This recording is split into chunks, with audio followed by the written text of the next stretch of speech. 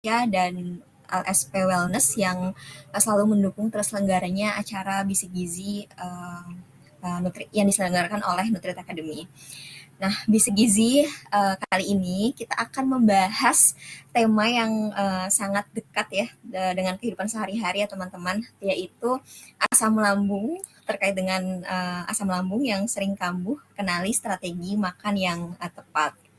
Nah, boleh dong raise hand atau boleh ketik di kolom chat nih teman-teman siapa di sini yang pernah telat makan terus lambungnya langsung protes atau mungkin pernah bingung katanya nggak boleh minum kopi tapi kok ada yang bilang boleh gitu. Nah, mungkin di sini ada yang mengalami hal seperti itu boleh raise hand atau di chat di kolom chat.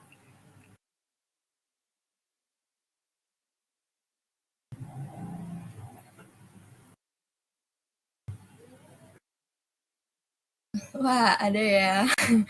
Sabita, oke. Nah, semoga ini semua rasa penasaran teman-teman ini bisa terjawab melalui webinar pada hari ini ya. Oke, boleh di next slide, Kak?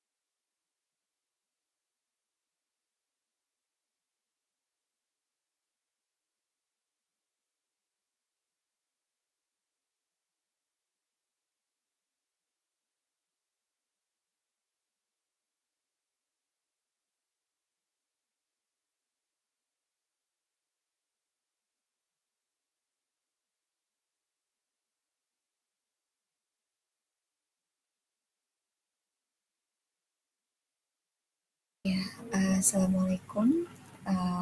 Mohon maaf tadi sempat terkendala jaringan teman-teman sekalian. Baik, kita lanjut ya. Sebelum kita mulai, saya ingin memperkenalkan sedikit mengenai Nutrient Academy. Jadi Nutrient Academy ini merupakan lembaga pelatihan yang dirancang untuk membantu masyarakat memahami sekaligus menerapkan ilmu gizi, kesehatan dan pangan melalui berbagai program edukatif. Nah, salah satunya ini ada webinar gizi-gizi, gizi. Selain itu juga ada self-paced learning melalui platform atau website kami.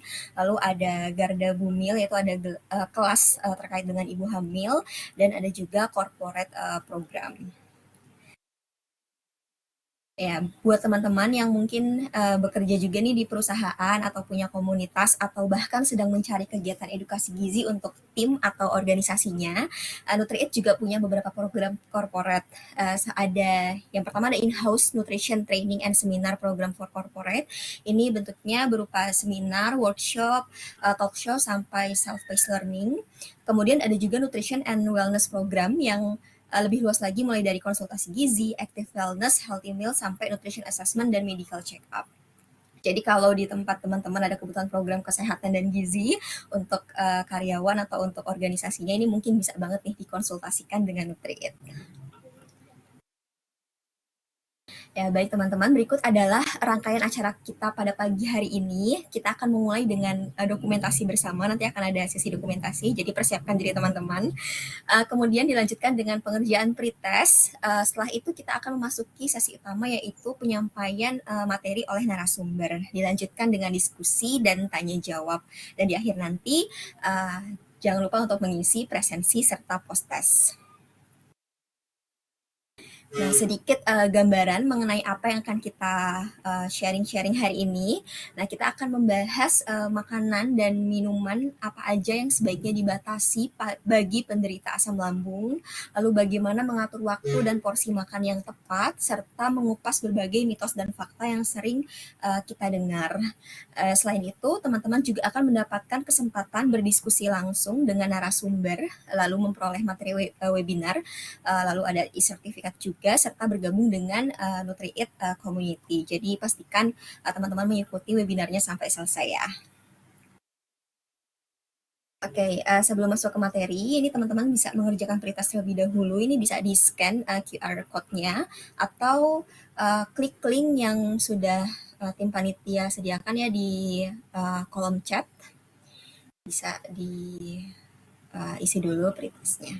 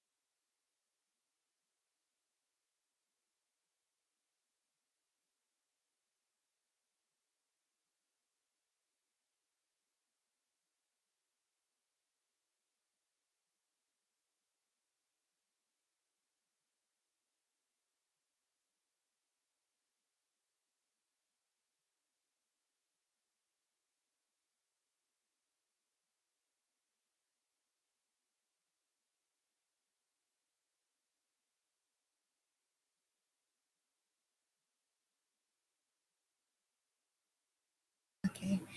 Ya, setelah teman-teman mengisi pretest, sekarang saatnya kita cari tahu jawabannya ya, langsung sama Kak Putri MJ. Jadi pagi ini aku udah ditemani oleh narasumber yang udah cukup familiar buat aku dan mungkin buat teman-teman juga. Itu ada Kak Putri yang merupakan praktisi gizi sekaligus nutrition influencer.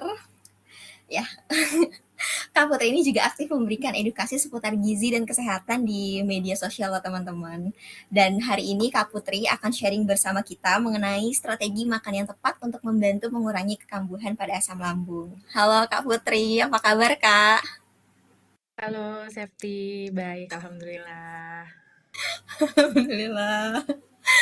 Siap. Oh, Ini iya, sebelumnya mohon maaf ya, ini karena sepertinya laptopku ada error, jadi nggak bisa pakai virtual background. Semoga tidak mengganggu keberlangsungan acara ya. siap. Aman banget, Kak. Oke, kalau gitu kita langsung mulai aja ya Kak Putri ya. Baik, Oke. Kak Putri, kami persilakan untuk menyampaikan materinya.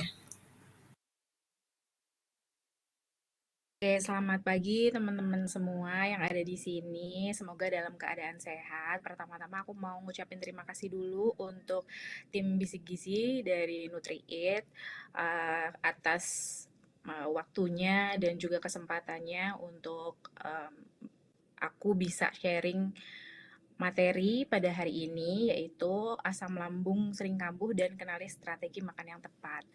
Nah, ini spekulasi aja dari aku. Mungkin teman-teman yang ikut webinar kali ini pasti mungkin ya spekulasi aja pasti punya riwayat penyakit lambung, iya atau mungkin Kak Septi sendiri nih punya riwayat lambung. Nah, kebetulan aku sendiri juga punya riwayat MAH, GERD, dan gastritis. Jadi kayak sudah bertahun-tahun mengalami, menjalani punya riwayat penyakit lambung, dan juga di sini aku akan membagikan tips and trick yang sesuai dengan ilmu gizi dan juga pengalaman aku pribadi. Nah, boleh di next. Nah, jadi aku bagi 3 garis besar. Yang pertama adalah memahami asam lambung atau penyakit lambung itu sendiri. Terus yang kedua, dietnya untuk asam lambung dan juga mitos dan fakta seputar asam lambung. Oke, next. Nah, sedikit perkenalan, mungkin kalau yang belum kenal, nama aku Putri Miftoljana, bisa dipanggil Putri atau MJ. Aku adalah konten kreator, ahli gizi, dan juga penulis buku. Dan riwayat pendidikan aku mengambil S1 Ilmu Gizi di Universitas Diponegoro dan juga lanjut profesi dietitian di Universitas Diponegoro juga. Dan pengalaman kerja aku, pengalaman profesional sebelumnya bekerja di Medical Marketing Frisian Flag dan juga Nestle Health Science. Dan beberapa kali sudah mengisi sebagai pembicara gizi atau narasumber dalam berbagai kegiatan edukasi, seminar, dan juga webinar terkait gizi dan kesehatan. Nah, uh, mungkin bisa langsung saja ke uh, istilah asam lambung. Nah, mungkin teman-teman di sini lebih sering dengar istilah asam lambung sama emah ya dalam kehidupan sehari-hari, kayak aduh aku telat makan asam lambungku kambuh nih gitu ya. Nah, padahal asam lambung itu sebenarnya itu istilah sih, itu bukan suatu diagnosa medis. Jadi kalau kita lihat artinya asam lambung ya itu adalah cairan asam yang dikeluarkan oleh lambung. Nah, namun istilah asam lambung sama mah ini lebih sering dipakai untuk menggambarkan kondisi lambung yang sakit yang bisa merujuk ke kondisi medis yang berbeda. Next. Nah, jadi mah itu tidak sama dengan gastritis dan tidak sama dengan GERD. Nah, jadi kalau kalian sakit asam lambung nih sebenarnya apa nih penyakitnya? Nah, di sini aku bagi menjadi 3, yaitu yang pertama istilah MAH atau istilah medisnya itu adalah dispepsia. Ini tuh merupakan kumpulan gejala rasa sakit atau rasa tidak nyaman yang ada di saluran cerna bagian atas atau lambung. Biasanya tuh sensasinya seperti nyeri, terbakar, atau mudah kenyang, atau gampang sendawa, bisa sampai mual dan juga muntah.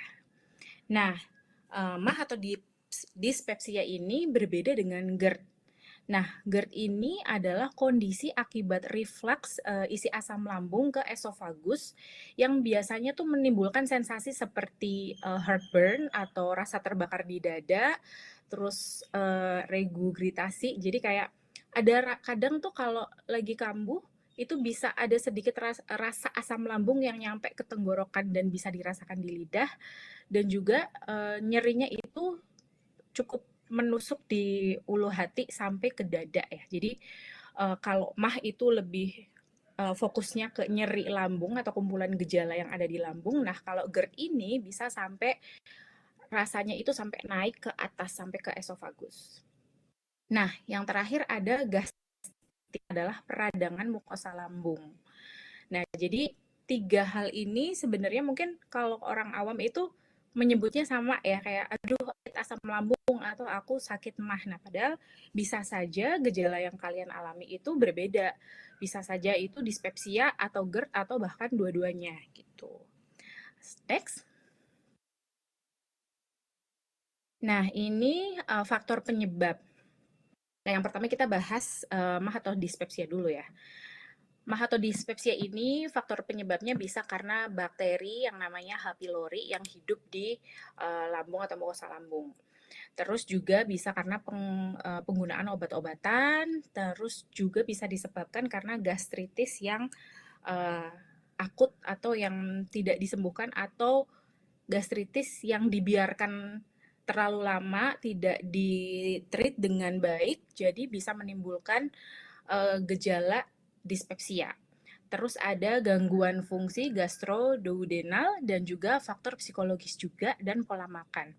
Nah, perlu diperhatikan faktor psikologis, mungkin kalian bisa sudah menjaga pola makan dan pola hidup, namun perlu diperhatikan juga stres itu dapat meningkatkan produksi asam lambung. Jadi ada hubungan antara faktor psikologis dan juga penyakit di lambung ya atau dispepsia. Jadi selain harus memperhatikan pola makan, perlu juga manajemen stres yang baik agar bisa mencegah kekambuhan dispepsia. Nah, selanjutnya kalau GERD itu lebih ke gangguan kalau secara anatomi itu kalau kita lihat di eh, antara lambung dan tenggorokan atau kerongkongan itu ada sebelum kalau kita nelen makanan itu sebelum masuk ke lambung tuh kayak ada katup. Nah, namanya ini esophageal sphincter. Nah, pada orang dengan gangguan GERD itu ada gangguan di situ. Jadi yang seharusnya kalau makanan lewat itu dia terbuka kemudian menutup lagi, pada orang yang mengalami GERD itu gampang terbuka gitu loh. Jadi makanan yang harusnya stay dan asam lambung yang harusnya stay di lambung itu bisa naik karena ada gangguan katupnya. Nah, faktor risiko lain itu adalah obesitas atau kelebihan berat badan dan makan dalam jumlah porsi yang sangat besar dan juga makan terlalu dekat dengan waktu tidur. Nah, jadi perlu diperhatikan juga kalau misalnya habis makan, apalagi makan porsi besar itu jangan langsung berbaring, karena itu dapat meningkatkan resiko gangguan di katup tadi ya. Nah, selanjutnya ada makan atau minuman tertentu sebagai trigger individual. Nah, ini tentunya berbeda-beda ya tiap orang. Ada orang yang trigger-nya itu kalau kebanyakan kopi gitu. Atau mungkin buat beberapa orang kopi nggak ngaruh, justru malah makanan yang berlemak dan makanan pedas yang lebih menjadi trigger GERD-nya kambuh. Nah, jadi ini perlu diperhatikan juga ya dengan trigger individual yang orang alami itu bisa berbeda-beda dan kalian harus memahami tubuh kalian sendiri mana nih kira-kira makanan yang aku sensitif banget nih bikin GERD kambuh. Nah, itu harus benar-benar dibatasi jumlahnya dan juga jam makannya. Nah, yang terakhir gastritis atau radang di mukosa lambung itu penyebab utamanya biasanya bakteri H. pylori, terus penggunaan obat-obatan juga, dan juga bisa karena autoimun dan juga riwayat minum alkohol. Next. Nah, kita masuk data nih. Sebenarnya berapa banyak sih orang di Indonesia yang punya GERD dan juga dispepsia. Nah, untuk data jumlah seluruh masyarakat Indonesia yang punya GERD dan dispepsia itu memang belum ada. Belum ada angka totalnya ya.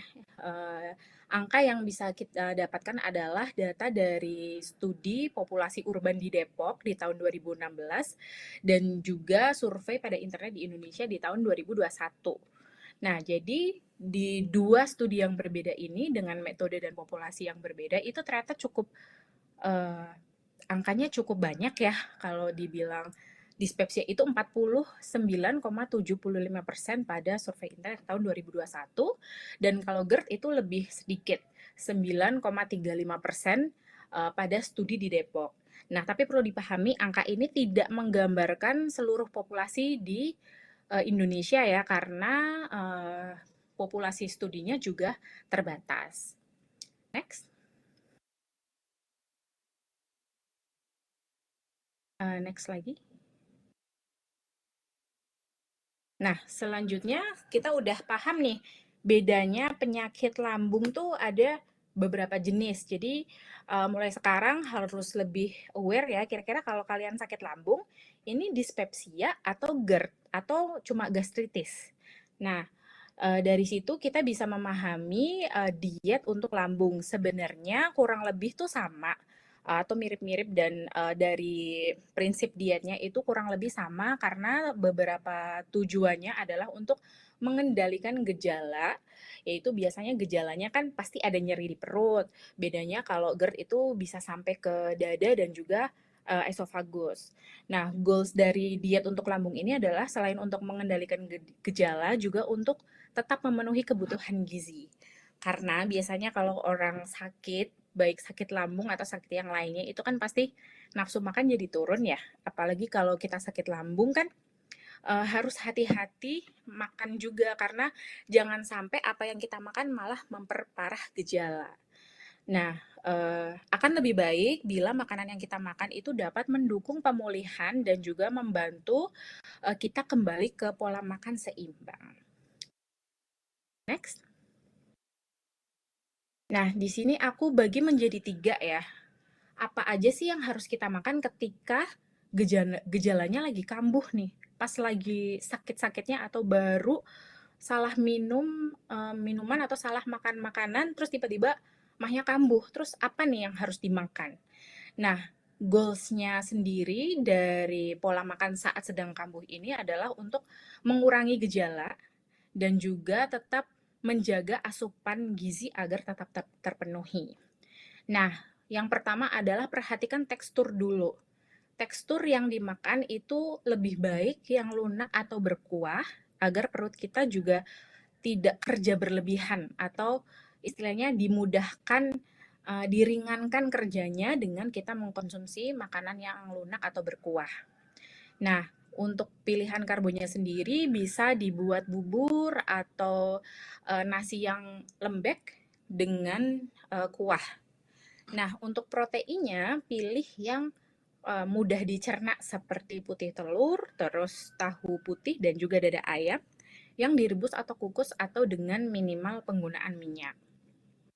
Nah, untuk selanjutnya kalau mau konsumsi sayur juga sebaiknya sedikit saja karena makanan yang tinggi serat itu dibatasi dulu sementara saat gejala sedang kambuh agar saluran cerna kita tidak terlalu berat bekerja untuk mencerna serat.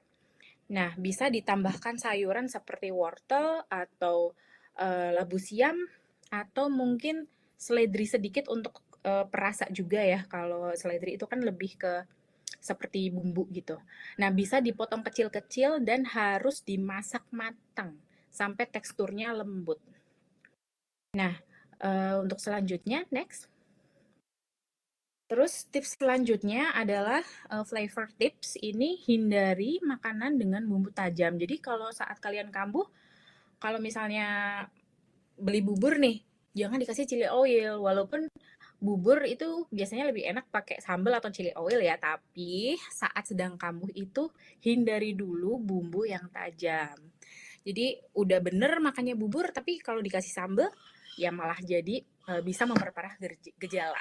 Jadi harus hindari bumbu yang tajam dan juga hindari makanan berlemak yang tinggi. Jangan konsumsi santan dulu atau gulai atau gorengan. Nah, karena lemak ini dapat memperparah gejala ya kalau kita konsumsi lemak yang terlalu tinggi. Dan juga perlu dihindari buah-buahan yang sifatnya asam. Biasanya itu citrus fruit atau keluarga jeruk-jerukan ya. Terus berry-berryan juga itu lumayan asam, jadi untuk sementara dihindari dulu. Jadi yang perlu dihindari adalah bumbu tajam, rasa pedas, asam, dan juga berlemak. Nah, tapi nggak usah khawatir karena kalian boleh kok makan ini lagi, makan makanan bumbu tajam, berlemak, dan juga buah asam ketika sudah sembuh, tapi tetap dengan tips yang perlu diterapkan agar tidak membuat penyakitnya kambuh. Next. Nah, ini do and don'ts-nya untuk saat gejala kambuh dalam memilih karbohidrat dan sayur, dipilih yang tidak terlalu tinggi serat dan juga agar meringankan gejalanya dan juga tidak menimbulkan gas. Contohnya seperti beberapa sayur-sayuran ini tinggi food maps ya atau fermentable oligo di monosakarida dan poli. Nah, food maps ini kalau dalam bahasa awamnya itu adalah serat yang biasanya eh, jadi makanan bakteri baik dan difermentasi oleh bakteri baik di saluran cerna. Di mana sebenarnya ini bagus untuk kesehatan saluran cerna. Namun biasanya hasil samping dari fermentasi ini ada gas. Jadi biasanya kalau misalnya kita makan sayur kol atau sayur kobis kebanyakan itu eh, lebih sering kentut. Nah, kenapa ini harus dihindari dulu saat sedang kambuh? Karena kalau perut kita bloating penuh dengan gas, itu kan biasanya menimbulkan rasa tidak nyaman ya. Perutnya jadi begah dan juga bisa menekan saluran cerna bagian atas. Nah, coba dibayangin, kalau kita perutnya lagi bloating dan berasa begah, itu kan nggak nyaman ya, walaupun kita sedang tidak sakit mah atau GERD-nya sedang tidak kambuh. Nah, bayangin kalau udah lagi kambuh, perutnya sakit, terus usus kita bloating, jadi akan menambah rasa tidak nyaman. Jadi sebaiknya dihindari dulu dan boleh dikonsumsi setelah gejalanya sudah hilang atau sudah sembuh. Nah, terus untuk karbonya juga direkomendasikan karbohidrat sederhana ya. Misalnya bubur atau bubur yang dari nasi atau dari pati. Bisa konsumsi bubur dari beras atau dari pati seperti biasanya itu ada yang namanya kalau kalian pernah dengar umbi Garut, itu pati umbi Garut itu juga bagus untuk kesehatan lambung dan cocok dikonsumsi saat mah atau GERD-nya kambuh karena dia lebih mudah dicerna dan juga tidak akan menimbulkan uh, atau tidak akan memperparah gejala. Nah, karbohidrat yang harus dihindari itu yang tinggi lemak dan juga karbohidrat olahan seperti mie instan atau pastry. Next. Nah, ketika gejalanya sudah membaik, kalian sudah boleh konsumsi makanan yang lunak dan normal. Jadi mungkin bisa makan nasi tim atau nasi putih biasa, tapi bisa dengan kuah agar lebih mudah dicerna. Dan untuk penggunaan bumbu juga masih minim, jangan terlalu pedas dulu. Nah, terus untuk pemilihan olahannya bisa direbus, kukus, atau pan fried dengan minim minyak. Jadi sudah boleh menambahkan minyak sedikit, namun tetap belum dibolehkan mengkonsumsi tinggi lemak seperti makanan yang bersantan dan juga gorengan. Nah, potongan sayurnya juga dapat lebih besar. Kalau waktu kambuh mungkin makan bubur tim, wortelnya dipotong kecil-kecil banget seperti nasi tim yang ada campuran wortelnya, tapi ketika sudah gejalanya mulai membaik, wortelnya bisa dipotong lebih besar. Nah, terus juga perlu memperhatikan makanan tertentu jika ternyata memicu gejala nih. Contoh, misalnya kalau kalian ada yang sensitif banget sama merica gitu ya, ya udah kalau misalnya numis atau bikin bubur atau bikin lauk itu dieliminasi aja dulu mericanya, tunggu sampai benar-benar bisa konsumsi saat sehat gitu. Next. Nah, untuk flavor bisa mulai ditambahkan bumbu dan rempah ringan ya. Namun tetap jangan pakai cabai dulu. Jadi tetap harus hindari makanan yang pedas, tapi boleh menambahkan variasi rempah-rempah lainnya yang lebih ringan dibandingkan makanan normal, tapi juga lebih bervariasi daripada makanan yang saat kalian makan saat baru gejalanya kambuh. Nah, terus juga sudah bisa mulai menambahkan variasi protein dengan cukup lemak, bisa mulai makan telur dengan kuningnya, atau yang tadi sebelumnya makan bubur ayam pakai dada ayam suwir, sekarang bisa makan paha ayam dengan kulit, dan juga bisa makan tempe yang mungkin dimasak dengan bumbu semur atau dioseng-oseng dengan sedikit minyak.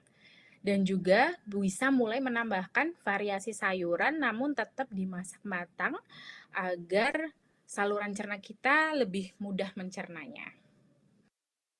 Next. Nah, ketika sudah kembali ke normal, kalian udah sembuh nih, sudah tidak perlu minum obat lagi dan sudah tidak merasakan gejala-gejalanya lagi, bisa mulai makan dengan normal. Jadi variasikan sumber karbohidrat, sudah bisa konsumsi nasi atau mungkin jagung atau ubi-ubian, dan juga cukupi protein, sudah bisa makan makanan protein. Mungkin sesekali kalau makan ayam goreng atau tahu tempe goreng boleh, tapi tetap harus diseimbangkan dengan konsumsi sayur dan buah. Nah, terus gunakan lemak dalam jumlah yang sesuai kebutuhan. Jadi, contoh nih misalnya hari ini sudah makan ayam goreng, nanti siangnya boleh pilih makanan yang ditumis saja. Gitu. Jadi jangan full 3 kali makan gorengan yang di deep fry semua. Nah, terus hindari terlalu dekat dengan waktu tidur bila itu men-trigger kalian. Jadi kalau misalnya kalian biasa tidur jam 9, usahakan makan malam itu terakhir itu di jam 7 malam. Jadi ada kasih jeda sekitar 2 jam sebelum kalian tidur. Nah, hindari juga makan sampai sangat kenyang. Nah, biasanya ini harus hati-hati kalau kalian makan di resto all you can eat. Nah, biasanya kan karena resto all you can eat kan biasanya orang tuh makannya agak lebih banyak daripada kita makan di restoran biasa ya. Nah, jadi kalian harus benar-benar memahami tubuh kalian dan harus sadar kapan waktunya berhenti. Jangan ketika udah kenyang karena kalian makan di resto you can eat, all you can eat, tetap sampai perutnya kenyang. Karena tadi ya, makan dengan porsi yang sangat banyak sampai sangat kenyang itu dapat memicu GERD. Nah, selanjutnya hindari atau batasi makanan pemicu. Nah, ini buat orang itu beda-beda ya. Kalau di case aku sendiri, aku paling sensitif itu sama kopi, tapi yang kopi robusta. Tapi kalau kopi arabica itu tidak memicu. Nah, terus kalau pedes sendiri di aku tidak terlalu memicu, justru makanan yang diolah dengan santan kental itu justru malah lebih memicu. Nah, ini buat beberapa orang mungkin berbeda-beda ya triggernya. Jadi tidak semua makanan yang harus dihindari yang tadi aku sebutkan seperti makanan asam, berlemak, terus pedas itu harus dihindari total, tapi bisa kalian batasi konsumsinya, jangan berlebihan, dan perlu memperhatikan mana-mana nih makanan apa yang paling membuat trigger atau dapat memicu kekambuhan gitu. Terus selanjutnya, jika overweight atau obesitas, mungkin bisa dipertimbangkan untuk menjalani weight management karena itu dapat membantu memperbaiki gejala GERD dan juga pertahankan aktivitas fisik. Next. Nah, selanjutnya mitos atau fakta. Nah, ini kan ada fitur chat ya di obrolan ini.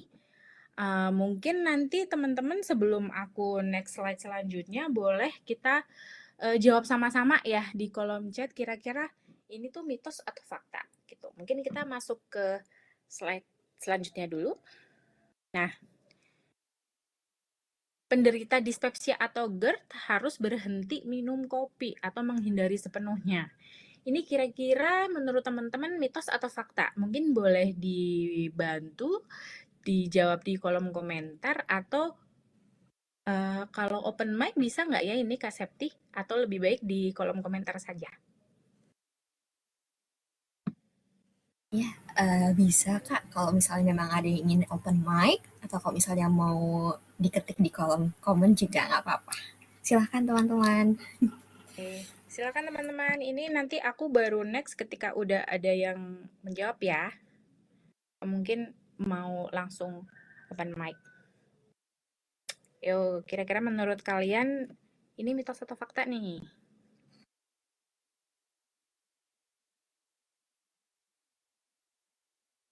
Fakta.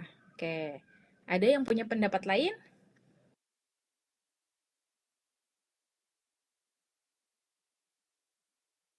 Fakta. Udah orang nih yang sudah menjawab fakta. Ada lagi yang mau menjawab? Nah, bisa nggak sih Kak, apalagi minum kopi hitam sebelum makan pagi? Oke, ayo kita tunggu sampai 6 orang kali ya. Yang lain ada yang mau menjawab? Mitos. Oke, ini jadi udah ada 2 jawaban nih. Ada yang jawab mitos dan juga ada yang jawab fakta.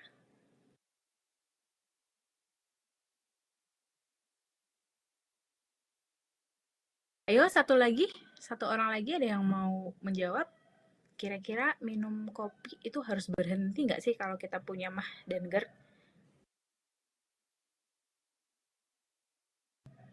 Oke, oke, sepertinya sudah tidak ada yang menjawab.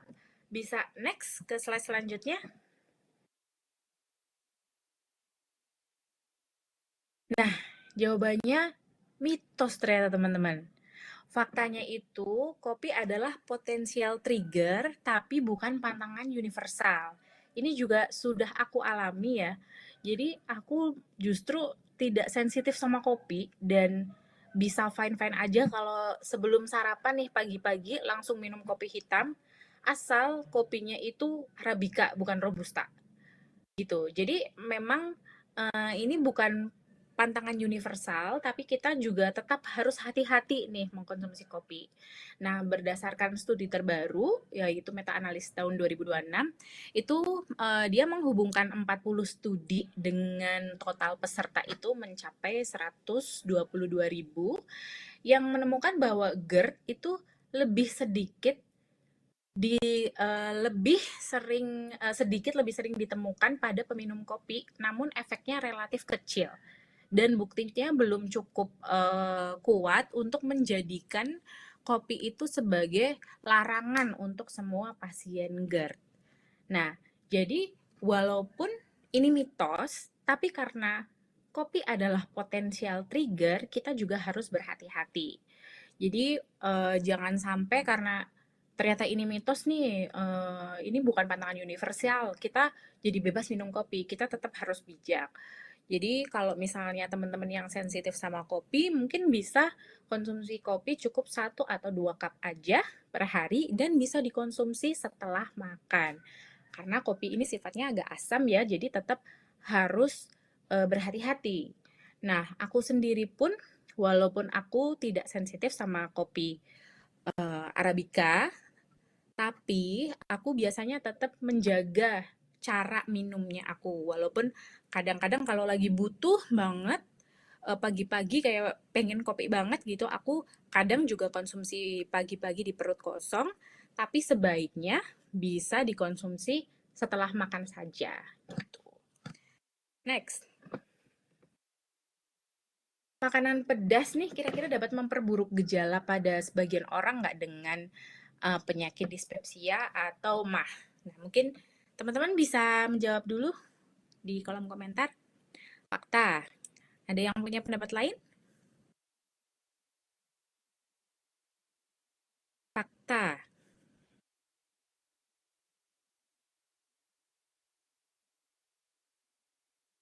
Oke, sudah 3 orang nih yang menjawab fakta.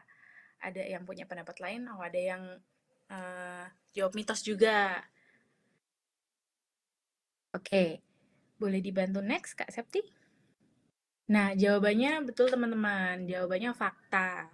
Karena di beberapa meta-analisis terbaru itu juga menemukan uh, konsumsi makanan pedas itu berhubungan dengan peningkatan dispepsia dan juga gejala nyeri lambung dan sensasi terbakar. Nah, terus dalam studi lain juga di pasien GERD, konsumsi sekitar 2 gram cabai itu dapat menimbulkan rasa terbakar di perut lebih berat dengan kecenderungan bisa meningkatkan sensasi heartburn. Nah, kalau kita lihat di dalam cabe itu kan ada zat yang namanya capsaicin. Itu tuh yang memberikan sensasi pedas di lidah kita. Nah, capsaicin inilah yang berpotensi meningkatkan rasa nyeri dan juga sensasi terbakar di saluran cerna kita. Nah, bayangin ya kalau kita misalnya makan cabe itu kan selain di lidah itu juga biasanya ada sensasi burning sensation juga di sekitar bibir ya. Kalau misalnya kita nggak sengaja gitu sambelnya kesenggol bibir, atau mungkin kalau kita lagi masak nih motong-motong cabe, atau tangannya nggak sengaja megang cabe terlalu lama atau terpapar dengan dalamnya cabe itu loh, bukan luarnya cabe. Itu kan biasanya tangan kita itu ada sensasi terbakar juga. Nah, jadi capsaicin itulah yang menyebabkan sensasi terbakar di dalam lambung kita. Karena di lidah, di bibir, di tangan kita tuh juga dia mempunyai efek yang sama. Ada sensasi panas atau burning sensation. Jadi kita tetap harus menghindari makanan pedas, terutama saat gejalanya sedang kambuh dan saat recovery juga. Nah, tapi kalau udah sembuh itu sebenarnya boleh konsumsi, tapi kita harus tetap memperhatikan porsi dan frekuensinya juga. Jangan mentang-mentang udah sembuh terus bebas makan cabai atau sambal sebanyak-banyaknya, karena cabai ini juga merupakan potensial trigger ya, dan juga apalagi dapat memperburuk gejala. Kita tetap harus berhati-hati konsumsinya. Jadi bisa kalau mau makan sambal dikit aja atau pilih yang tidak terlalu pedas. Next. Nah, selanjutnya penderita GERD sebaiknya menghindari susu karena kandungan lemaknya. Ini kira-kira mitos atau fakta? Silakan dijawab di kolom komentar. Ada yang jawab fakta. Yang lain?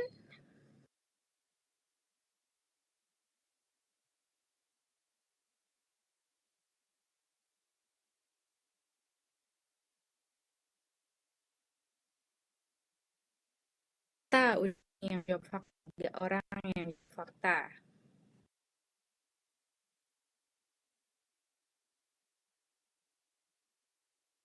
Oke, ini berarti hampir semuanya menjawab fakta ya. Oke, tunggu satu lagi nih, ada yang sedang mengetik.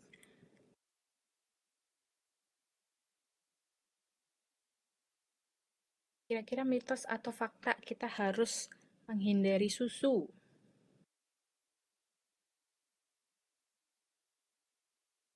Oke, nah ini satu lagi pertanyaan. Nah, pertanyaan nanti akan dijawab di kolom komentar ya.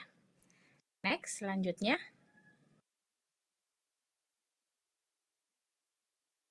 Nah, ternyata ini mitos. Jadi ada sebuah penelitian yang jadi subjeknya itu adalah orang yang punya GERD, dan yang dibandingkan adalah konsumsi susu. Ada yang konsumsi susu tinggi lemak dan ada yang konsumsi susu rendah lemak. Nah, hasilnya tidak ditemukan perbedaan bermakna pada gejala heartburn maupun reflux asam lambung. Jadi, susu tuh sebenarnya tidak perlu dihindari pada semua penderita GERD. Nah, tapi kalau misalnya susu ini jadi trigger karena susu kan masih ada kandungan lemaknya ya, itu bisa kalian hindari atau pilih susu yang rendah lemak. Nah, jadi walaupun ini mitos, tapi kita juga harus memperhatikan nih, ini penelitian yang dilakukan adalah hasilnya itu tidak ditemukan perbedaan bermakna. Nah, tidak ditemukan perbedaan bermakna ini bukan berarti susu ini 100% aman gitu ya. Jadi belum juga bisa dikategorikan harus menghindari total, dan ada juga beberapa orang yang itu tuh nggak masalah kalau kita menghindari gitu. Jadi perbedaannya tuh tidak bermakna antara yang konsumsi susu yang tinggi lemak dan juga rendah lemak. Jadi sebaiknya tetap kembali ke observasi potensial trigger masing-masing. Jadi ini kurang lebih mirip kopi ya, kayak boleh dikonsumsi, tapi perlu hati-hati terutama teman-teman yang menimbulkan efek ketika habis minum kopi atau habis minum susu tiba-tiba perutnya sakit gitu. Next. Ini yang terakhir, buah-buahan asam harus dihindari total pada penderita GERD. Kira-kira mitos atau fakta?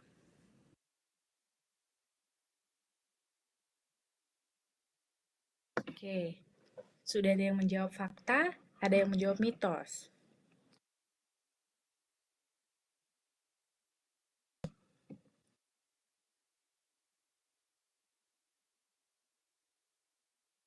Ada yang mau menjawab lagi mitos. Oke, jadi 2 orang sudah menjawab mitos, 1 orang menjawab fakta.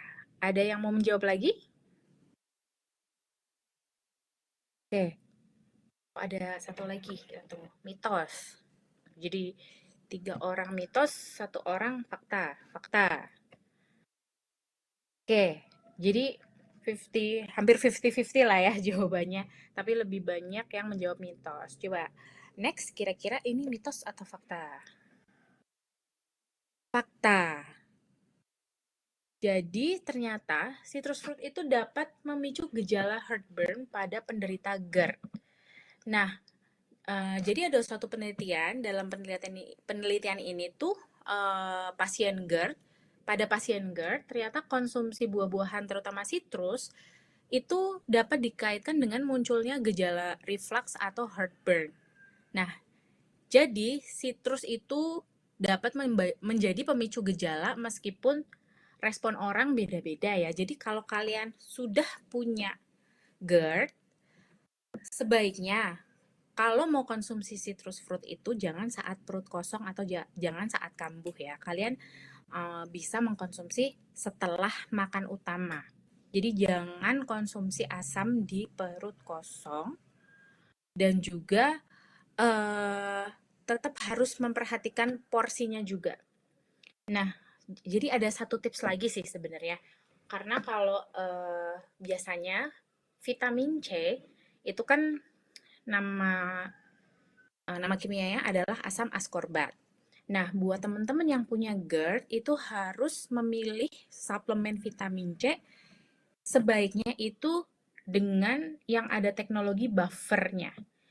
Nah, biasanya itu ada di kemasan label kemasan suplemen. Itu kalau vitamin C yang ada buffernya itu biasanya ada tertulis buffer atau dilepaskan dengan waktu yang agak lebih lama. Nah, itu biasanya lebih aman untuk pasien dengan GERD karena sudah di buffer jadi tidak terlalu asam. Dan hindari vitamin C yang pure asam askorbat atau dia tidak di buffer. Jadi dia sifatnya masih asam dan kalaupun kalian sudah terlanjur punyanya vitamin C yang tidak di buffer, itu sebaiknya dikonsumsi setelah makan saja. Next. Nah, yang bisa kita simpulkan dari mitos atau fakta tadi, jadi ada kopi, susu, cabai, dan juga citrus fruit atau buah-buahan jeruk-jerukan, keluarga jeruk-jerukan yang sifatnya asam. Nah, dari beberapa penelitian ini kan ada yang sifatnya masih kalau bisa dibilang tuh ambigu gitu ya. Kayak kopi, dia tuh potensial trigger, tapi juga menurut penelitian dia tidak bisa dijadikan larangan universal karena efeknya buat orang berbeda-beda gitu. Susu juga ada beberapa yang jadi potensial trigger, ada yang enggak. Nah, yang bisa kita simpulkan adalah kalau memang itu menjadi potensial trigger, itu sebaiknya dihindari dan harus ekstra hati-hati saat mengkonsumsinya. Contohnya, kalau kalian ke-trigger sama kopi dan susu, ya lebih baik diminimalkan konsumsinya. Jadi jangan setiap hari konsumsi, ataupun kalau mau konsumsi sebaiknya setelah makan. Jadi lambung kita tidak langsung kontak dengan kopi atau susu dalam keadaan kosong. Nah, untuk cabai dan citrus fruit ini karena sudah lebih tidak ambigu ya hasil penelitiannya, memang dapat memperparah gejala, wajib dihindari terutama saat kambuh dan juga saat recovery, dan kita juga perlu hati-hati saat kita walau sudah sembuh, kita juga perlu hati-hati mengkonsumsinya. Jangan terlalu sering, dan juga porsinya lebih sedikit. Nah, jadi untuk cabai dan buah-buah yang asam atau makanan yang asam, kita harus super hati-hati. Namun, kalau kopi dan susu itu kita harus melihat ke potensial trigger yang kita miliki. Jadi apakah kita sensitif sama kopi dan susu, itu kan kalian yang tahu. Jadi kalian harus pinter-pinter mengobservasi respon tubuh kalian sendiri. Jadi keempat ini tetap perlu diperhatikan.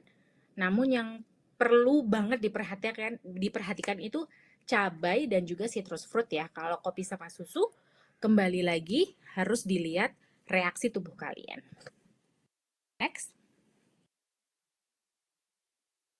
Next. Oke, lanjut ke sesi Q&A. Mungkin teman-teman yang mau bertanya bisa open mic atau tulis di kolom komentar, tapi kayaknya lebih seru kalau open mic ya, biar berasa ngobrol langsung gitu. Aku kembalikan ke Kak Septi. Baik, terima kasih banyak Kak Putri atas materinya, sangat insightful dan jelas sekali, Masya Allah. Dari materi yang telah Kak Putri sampaikan ya teman-teman, kita belajar bahwa asam lambung ini sebenarnya bisa merujuk pada beberapa kondisi yang berbeda seperti GERD, dispepsia, dan gastritis. Dan kita juga belajar bahwa pola makan ini perlu disesuaikan juga dengan kondisi dan toleransi masing-masing.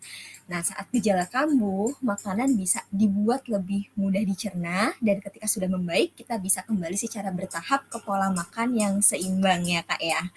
Dan kemudian nih dari sesi mitos dan fakta tadi yang sangat seru sekali, kita juga jadi tahu nih teman-teman ya bahwa ternyata nggak semua makanan yang selama ini kita anggap sebagai pantangan ini harus dihindari oleh semua orang. Misalnya tadi ada kopi, susu, buah-buahan asam ini bisa memberikan respon yang berbeda pada setiap orang. Dan yang paling menariknya, ternyata nggak semua makanan harus menjadi pantangan ya Kak ya. Yang penting adalah bagaimana kita mengenali makanannya atau kebiasaan yang memang menjadi trigger pada tubuh kita masing-masing. Oke, nah sekarang kita masuk ke sesi yang paling tunggu nih ya, teman-teman, yaitu sesi tanya jawab diskusi. Ini sayang banget kalau dilewatin. Ya silahkan buat teman-teman boleh open mic atau apa namanya tulis di kolom chat. Silahkan teman-teman kalau ada yang mau bertanya.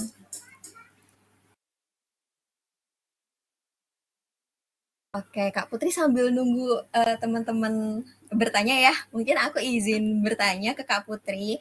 Mungkin aku mau bawa ke situasi yang mungkin cukup sering dialami oleh teman-teman ya, Kak. Misalnya pada saat kita sedang mengalami keluhan asam lambung, tapi di saat yang sama aktivitas sedang padat-padatnya nih, misal harus kuliah atau bekerja seharian, bahkan kadang sampai lupa waktu makan gitu. Nah, dalam kondisi seperti itu, apa tips yang paling sederhana yang bisa Kak Putri sampaikan yang bisa dilakukan oleh teman-teman supaya pola makan kita ini tetap teratur dan keluhannya nggak semakin mudah kambuh? Oke, terima kasih pertanyaannya Kak Septi. Ini mungkin jawabannya merujuk pada pengalaman pribadi aku ya, karena aku tuh sakit lambung diawali dari gastritis mah kemudian sampai GERD itu dari SMA. Terus terakhir kambuh itu udah cukup lama sih, tahun 2021 atau 2022 itu kambuhnya itu yang versi parah ya, yang sampai harus dirawat di rumah sakit. Nah, jadi yang pertama kalau misalnya kita lagi sibuk nih, terus lupa makan, terus kondisi kerjaan atau perkuliahan emang lagi padat banget sampai kita stres, ada beberapa tips yang bisa diterapkan. Yang pertama, jangan sampai telat makan. Jadi Jangan sampai lupa makan. Itu sih kalau misalnya kalian lupa, biar nggak lupa mungkin bisa dipasang alarm ya, karena memang telat makan itu, eee, memicu banget sih, memicu banget kekambuhan apalagi kalau kalian sedang stres. Jadi kombinasi stres dan juga lupa makan itu harus dihindari. Jadi kalau kalian lagi stres atau lagi sibuk-sibuknya, ya usahakan jangan sampai telat makan. Nah, kebalikannya nih kalau kalian lagi telat makan, ya harusnya idealnya itu jangan di kondisi stres ya. Mungkin kalau lupa makan pas lagi weekend atau 1 jam 2 jam itu masih nggak apa-apa. Tapi jangan sampai dua kombinasi ini tuh disatuin, lupa makan dan juga lagi stres. Nah, biasanya tips yang sering aku lakuin adalah jangan sampai lupa makan. Jadi aku sudah membiasakan diri makannya tuh tepat waktu. Kayak sarapan ya udah rentang jam 7 sampai jam 9, makan siang tidak lebih dari jam 2 siang. Jadi usahakan kayak jam 12 sampai jam 1 tuh aku udah makan siang dan makan malam juga. Nah, kalau misalnya sering lupa atau lagi sibuk-sibuknya nih nggak sempet beli makan atau lagi traveling misalnya, aku biasanya untuk menghindari telat makan, baik karena itu sibuk atau akses makanannya susah ya, atau sering lupa, itu aku selalu sedia snack kecil. Jadi snack yang bisa dimakan untuk ganjel perut dulu. Nah, dari pengalaman aku dengan konsumsi snack saat kita telat makan nih, misal lagi sibuk banget nih belum sempet makan, di jam setengah dua belum sempat nyari makan atau nggak bisa gitu lah ya intinya makan. Jadi aku bisa makan snack dulu, terus nanti setelah jam 2 aku bisa lanjut makan siang, mungkin agak telat jam setengah tiga. Nah, kebiasaan itu eh di aku ya, daripada ya udah aku nggak usah ngemil, nanti makannya telat jam setengah tiga itu pasti perutku langsung perih, langsung sakit. Nah jadi itu ya kalau kalian lagi sibuk, kalau bisa pasang alarm, ini udah jamnya makan, dan kalau misalnya aksesnya susah atau misalnya nggak sempet lah, seenggaknya kalian sediain snack yang siap makan biar perut kalian nggak kosong. Oke, jadi kalaupun aktivitas kita cukup padat ya Kak ya, kita tetap perlu berusaha banget menjaga waktu makan agar tetap teratur ya Kak ya. Ya, Mungkin bisa dibuat dengan tadi reminder, terus membiasakan makan tepat waktu, dan juga nyiapin snack praktis ya dan mudah dibawa tadi ala Kak Putri, sehingga ketika kita sedang sibuk kita tetap punya pilihan makanan yang bisa dikonsumsi ya Kak ya. ya betul. Mungkin ini sebelum itu Kak ada pertanyaan dari teman-teman di kolom chat ya Kak ya. Yang ini oke, mungkin kita bisa jawab yang ini dulu ya Kak ya. Hmm. Dari Kak Dahayu Reswara. Bisa nggak sih Kak apalagi minum kopi hitam sebelum makan pagi? Oh mungkin pada saat mau sebelum sarapan nih boleh nggak sih minum kopi hitam? Bisa nggak nih Kak Put? Kalau Silahkan kalian Kak sudah ada Putri. riwayat masa mager, sebenarnya aku tidak menyarankan ya, Kak Setia. Tapi kalau misalnya sesekali sih sepertinya nggak apa-apa. Tapi aku lebih menyarankan kopi selalu dikonsumsi setelah makan. Jadi kalau misalnya kalian bangun tidur nih pengen langsung ngopi, ya seenggaknya kopi itu dikonsumsi bersamaan dengan makanan. Jadi dia nggak kontak langsung dengan lambung kita dalam keadaan perut kosong. Walaupun kopi itu tidak menjadi potensial trigger ya, kayak kasus aku kan kopi sebenarnya tidak menjadi potensial trigger. Jadi sebenarnya aku tidak merasakan perih atau apapun kalau aku minum kopi di pagi hari asalkan kopinya tadi ya arabica bukan robusta. Nah, namun agar menghindari kekambuhan lebih baik dikonsumsinya setelah makan aja. Baik, baiknya setelah makan ya Kak ya, minum kopinya. Oke. Selanjutnya dari Kak Nurdianti nih Kak Putri. Kak, kenapa ya kalau saya minum susu sering mulus dan sakit perut? Oke, ini mungkin aku jawab dari dua POV yang agak berbeda ya. Mules dan sakit perut. Nah, sakit perutnya ini bagian bawah. Kalau misalnya mules kan pasti bagian bagian bawah ya.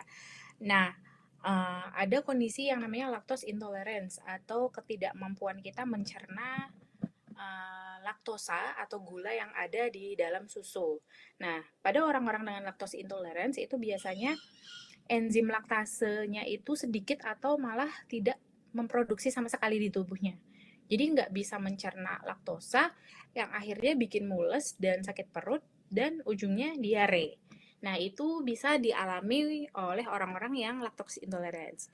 Nah, kenapa kalau minum susu sering mules dan sakit perut? Nah, pertama, kalau mulesnya tadi di saluran cerna bawah kemungkinan lactose intolerance. Tapi kalau mulesnya di perut bagian atas bisa jadi kalian itu sensitif sama susu, apalagi kalau susunya full cream ya. Tadi kan sudah dijelaskan juga di Q&A, walaupun susu itu sebenarnya ambigu ya hasil penelitiannya itu, karena perbedaannya tuh nggak bermakna antara orang yang minum susu low fat dan juga high fat. Nah, tapi dari perbedaan yang tidak bermakna itu kan, jadi kita tidak bisa menyimpulkan ini susu ini emang bikin mules atau susu ini emang nggak bikin mules, karena itu perbedaannya itu ada orang yang mules dan ada yang enggak gitu. Jadi kalau kamu tergolong orang yang mules kalau minum susu, ya sebaiknya dihindari. Itu sama kayak kopi ya, walaupun ada orang yang ke-trigger sama kopi, ada yang enggak. Jadi sebaiknya kalau kamu golongan yang ke-trigger, sebaiknya dihindari.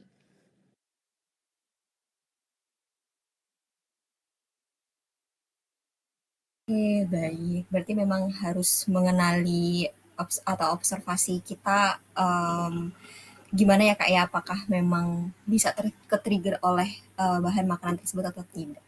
Oke, selanjutnya ini dari Kak Afitri, Kak Putri. Bagaimana persepsi Kak Putri terkait obat mah? Apakah tidak apa-apa kalau kita ketergantungan setiap asam lambung kambuh? Silahkan Kak. Oke, sebenarnya aku nggak akan bilang nggak apa-apa juga kalau ketergantungan sih. Tetap ya, kita tidak tidak bisa menggantikan obat dalam menangani penyakit lambung ya. Karena kan diet itu adalah sebagai faktor pendukung untuk membantu masa pemulihan. Jadi kalau misalnya kamu memang diresepkan obat sama dokter dan ketika kambuh ya memang harus dikonsumsi gitu. Nah, tapi kalau yang kamu khawatirkan itu, aku nggak mau konsumsi obat-obatan terus. Nah, yang bisa dilakukan adalah mencegah agar kekambuhan terjadi dengan pola makan yang tepat, gitu.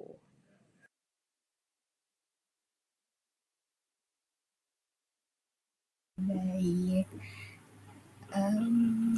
Apakah ada yang tanya lagi teman-teman?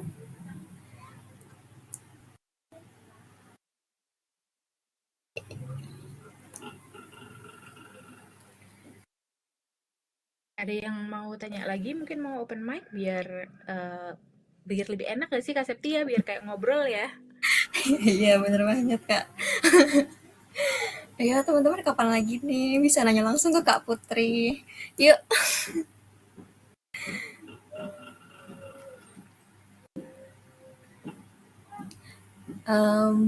Oh ya Kak, aku izin nanya ya. Karena Hmm, aku jadi kepikiran sesuatu yang tadi Kak Putri sampaikan. Tadi kan dijelaskan ya Kak ya, kalau misalnya pada saat kita mengalami kekambuhan asam lambung dan gejalanya membaik nih, kita bisa gradually return to normal atau pelan-pelan kembali ke pola makan biasa ya Kak ya. Nah, dalam praktiknya bagaimana kita tahu kalau seseorang udah bisa mulai mengembalikan variasi makanan dan teksturnya secara bertahap. oke. Sebenarnya kalau untuk diagnosa medis seperti itu kan dokter ya pasti ya. Kayak kita kan pasti kayak uh, apa ngelihat kondisi kondisiku ini udah sembuh belum sih dok, itu kan yang mendiagnosa dokter, tapi kita juga bisa memahami tubuh kita gitu loh, kayak kira-kira ini kita udah bisa nggak sih makan yang teksturnya mulai naik itu. kalau biasanya kita kambuh itu kan rasanya nyeri nyeri banget ya, nyeri banget terus sampai mual, sampai kita lemes, pokoknya kayak aduh nggak enak banget. Nah itu gejala kekambuhan itu kan pasti udah ada bayangannya. Kapan sih ini kira-kira mulai mulai mulai recovery itu yang kita rasakan itu apa? Nah, kalian bisa observasi badan kalian sendiri, kayak rasa nyerinya itu kurang lebih sudah berkurang. Biasanya kalau kambuh itu nyerinya kayak tiap menit nyeri atau bahkan terus-terusan nyeri ini, nggak ada jeda. Nah, ketika sudah mulai sembuh, nyerinya itu pelan-pelan berkurang atau munculnya tuh kayak sehari mungkin berapa jam sekali atau bahkan sudah tidak terlalu nyeri gitu, kayak sudah merasa perutnya agak nyaman, tapi kalian masih belum merasa sehat 100%. Kalian pasti tahu kan bedanya? Bedanya kalau lagi contoh nih lagi flu, kan berat banget nih. Waktu awal itu kan pasti bersin-bersin, meler, demam, tapi kalau sudah hampir sembuh itu belum seger juga, tapi semua gejala itu sudah perlahan berkurang. Nah, jadi itu ketika gejala-gejala yang kalian alami itu perlahan berkurang, tapi badan belum seger banget, itu adalah masa-masa recovery kalian gitu. Jadi bisa tips dari aku tuh biasanya kalau sudah masa recovery, kalau masa recovery itu kan walaupun belum 100% seger badannya, nafsu makan kita biasanya kita bisa makan lebih banyak kan ya daripada pas kambuh. Itu biasanya aku fokus ke protein. Jadi banyakin konsumsi protein biar mempercepat masa penyembuhan juga.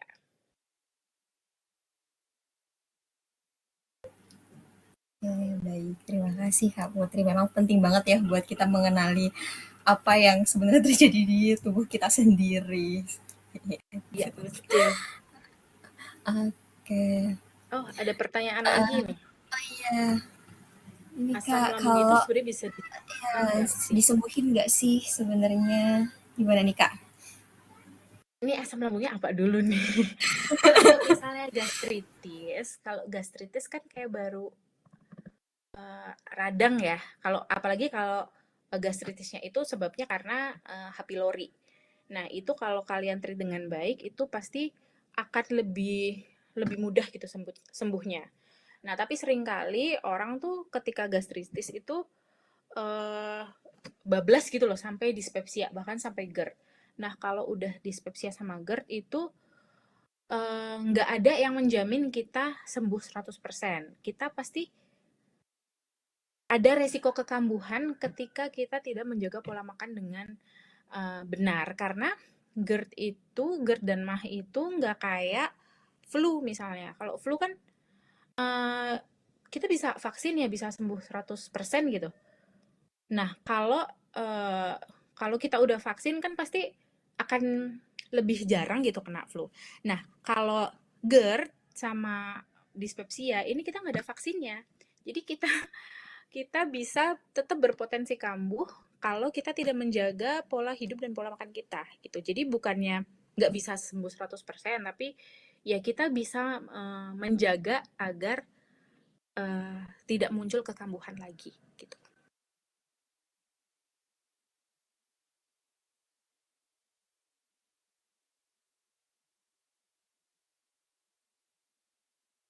Oke, bagaimana Kak Fitri?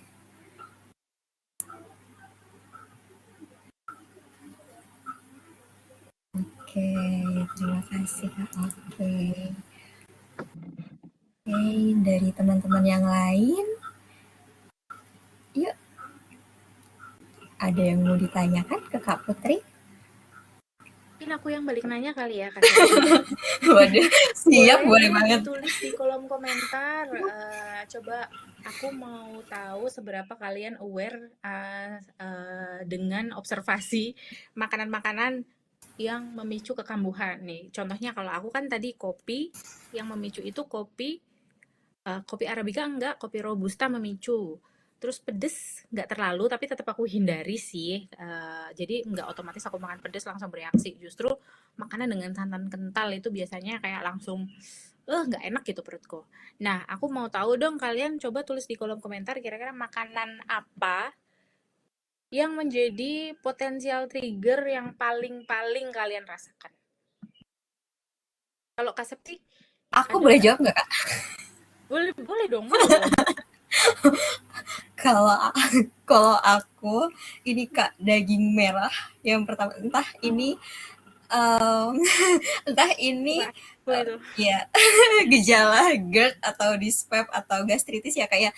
Tapi rasanya Mm-mm. setelah konsumsi daging merah Kak, rasanya tuh perutku kayak ada suara kayak gluduk-gluduk, kayak asam lambungnya naik gitu. Hmm. Mm-mm. Terus rasanya tuh kayak uwe-uwe mau muntah gitu. Oh,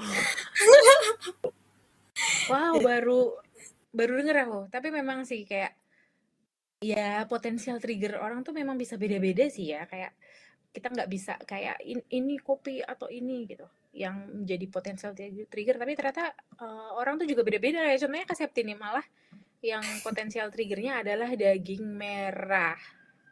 Ya karena Sama lumayan tinggi lemak juga sih ya Kak oh Septi. iya, sama ini Kak, apa namanya, eee, apa itu, makanan yang santannya tuh kental banget, yang Oh iya sampai kan sama iya, santan kayak kan ada opor yang gitu ya. kalau misalnya aku konsumsi opor ayam nih, tapi kalau misalnya Mm-mm. santannya masih yang encer gitu masih oke Kak, tapi kalau misalnya santannya sudah yang terlalu kental banget itu Heeh. rasanya, nggak nyaman banget di perut Hmm, Kak. iya, aku juga sama soalnya santan.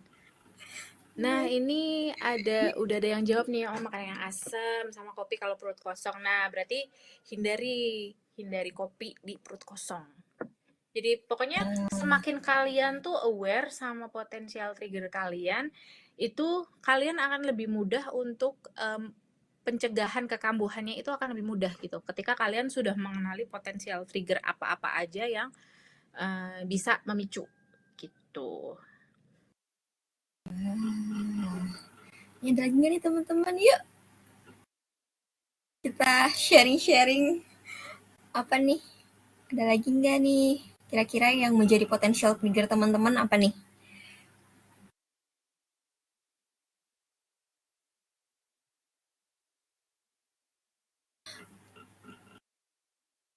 Kak Putri, aku jadi kepikiran sesuatu nih Kak. Hmm. Nih, misal kalau seseorang merasa asam lambungnya sering kambuh nih Kak nih, Hmm. tapi uh, oh misal gini, habis setelah minum kopi Kak, misalnya pada saat setelah minum kopi, tapi dia juga sering telat sarapan nih Kak nih. Hmm. Nah, nah, kemudian beberapa kali setelah minum kopi dia merasa perutnya ini nggak nyaman atau muncul heartburn. Nah, tapi dengan kondisi dia juga telat sarapan. Nah, dalam kondisi seperti ini tuh apa sebaiknya yang bisa kita evaluasi terlebih dahulu? Apa memang yang tadi sebelum itu ya kayak yang apa perlu apa kenali potensial trigger setiap masing-masing individunya atau seperti apa? Kalau menurut aku yang perlu dievaluasi adalah telatnya dulu ya, telat sarapannya dulu.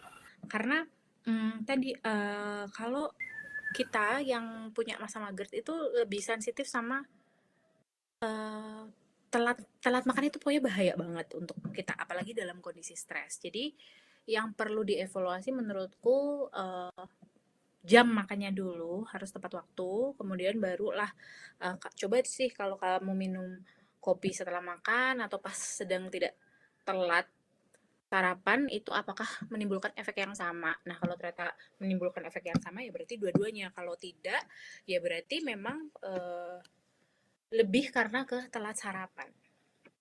Karena aku juga punya pengalaman nih Kak Septi. Kenapa aku bisa tahu nih kopi yang aku konsumsi itu Arabica nggak apa-apa, kalau Robusta itu jadi potensial trigger karena aku kalau sarapannya bangun pagi itu langsung minum kopi sama susu dan itu kopinya uh, Arabica itu nggak ada masalah. Nah tapi aku taunya aku bermasalah dengan Robusta itu ketika aku lagi flight, aku lupa flight kemana, terus itu jam sarapan, terus akhirnya aku beli roti dan kopi yang dipakai itu Robusta. itu langsung nyeri perut, mual, muntah. Wow. Nah, tapi kalau kopi yang lain, misal aku sarapan sama kopi dan juga roti, kopinya bukan robusta itu nggak apa-apa. Jadi, eh, oke, telat makan bisa memicu, tapi ternyata kopi itu juga bisa memicu walaupun tidak telat makan. Jadi, itulah pentingnya tahu potensial triggernya masing-masing, dan biasanya potensial trigger itu diketahui dari pengalaman ya teman-teman. Jadi Wow. harus kalian perhatikan nih ketika kalian histori kalian kambuh itu, kira-kira kalian habis makan apa aja. Nah, itu yang perlu kalian perhatikan. Wah, oke, siap Kak Putri. Oke Kak, ini ada yang menyampaikan lagi Nah, nih Kak di macem-macem kolom ya. komentar. Ya, Kopi, ada yang susu kalau habis makan, bahkan ada yang makan durian. durian. Iya Kak. Durian gasnya tinggi sih, dan dia kan tinggi lemak juga. Berarti mungkin kemungkinan uh, Kak Hania ini sensitif sama makanan yang tinggi lemak dan bergas juga. Oke, siap. Ini selanjutnya ada pertanyaan lagi nih Kak, dari Kak Ratika. Bagaimana asam lambung atau GERD mempengaruhi anxiety? Wah, silahkan Kak Kebalik Put. justru teman-teman. Anxiety yang mempengaruhi asam lambung dan GERD. Jadi GERD itu kebalik ya. Jadi bukan GERD yang menyebabkan anxiety, tapi justru anxiety yang dapat menjadi faktor penyebab GERD atau penyakit lambung, karena ada hubungannya stres dan juga anxiety itu terhadap peningkatan asam lambung. Jadi itu memang ada koneksinya. Itu sebenarnya kalau kalian ada studi yang lebih kompleks lagi untuk menjelaskan itu, namanya gut brain axis. Jadi itu antara tubuh, otak dan saluran cerna kita itu saling terkoneksi.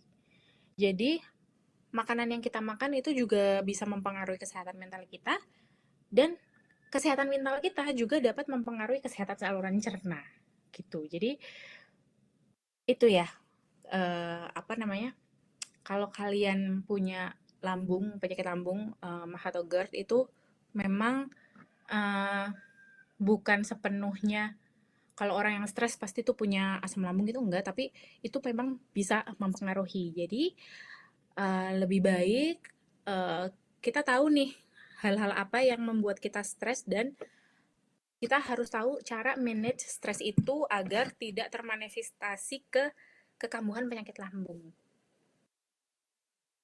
Nah, apalagi kalau double combo ya, kayak udah stres telat makan, itu hindari gitu. Pokoknya manage lah yang bisa kalian manage gitu. Kalau misalnya lagi stres, usahakan jangan telat makan. Dan juga kalian harus tahu nih ketika kalian sedang stres atau anxiety-nya mulai muncul, itu kan kalian yang paling tahu nih apa-apa aja yang harus dilakukan untuk mengurangi itu gitu.